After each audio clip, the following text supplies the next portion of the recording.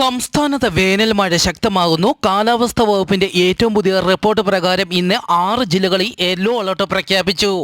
പത്തനംതിട്ട, ഇടുക്കി, തൃശൂർ, പാലക്കാട്, മലപ്പുറം, വയനാട് ജില്ലകളിലാണ് ഒറ്റപ്പെട്ട ശക്തമായ മഴയ്ക്ക് സാധ്യതയുള്ളതിനാൽ യെല്ലോ അലർട്ട് പ്രഖ്യാപിച്ചത്.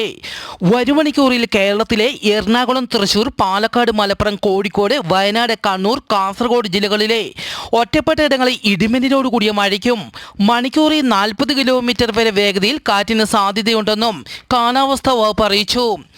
കന്യാകുമാരി തീരത്തെ 1.3 മീറ്റർ വരെ ഉയർന്ന തിരമാലയ്ക്കും കള്ളക്കടൽ പ്രതിഭാസത്തിനും സാധ്യതയുണ്ടെന്നും മത്സ്യത്തൊഴിലാളികളും തീരദേശവാസികളും ജാഗ്രത പാലിക്കണമെന്നും അറിയിച്ചു. ഈ വരുന്ന വെള്ളിയാഴ്ച വലിയൊരു ആകാശ വിസ്മയത്തിന് ലോകം സാക്ഷ്യം വഹിക്കും. മാർച്ച് 14 ആകാശത്തെ ചന്ദ്രഗ്രഹണം നടക്കും. ഭൂമിയുടെ നിഴലിലൂടെ ചന്ദ്രൻ കടന്നു പോകുമ്പോൾ ചന്ദ്രൻ കടും ചുവപ്പായി മാറും. വടക്കേ അമേരിക്ക, തെക്കേ അമേരിക്ക, യൂറോപ്പ്, ആഫ്രിക്ക എന്നിവിടങ്ങളിൽ ഈ ആകാശ വിസ്മയം ദൃശ്യമാകും.